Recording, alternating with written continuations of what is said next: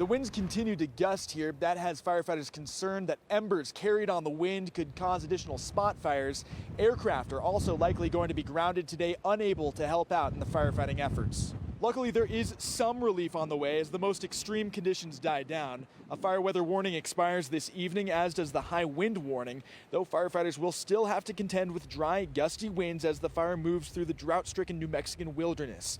Nearly 1,700 firefighters are trying to get the blaze under control. They've made significant progress, with containment jumping up from 21% yesterday to 43% today. Still, 172 homes are confirmed to have been burned, with thousands of residents evacuated. New evacuations were ordered on the north end of the fire as brutal winds gusting up to 60 miles per hour kicked up on Sunday. This is a long-term event. It's getting into country that continues to be extremely inaccessible, unsafe for us to put folks in, steep, rugged terrain.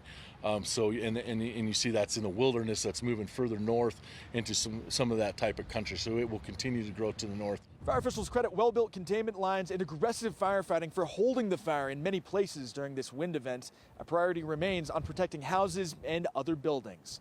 In Las Vegas, New Mexico, Max Gordon, Fox Weather. I'm Amy Freeze. Welcome to Fox Weather's YouTube page. We have more great videos on the way, so make sure to subscribe to stay updated on all things weather.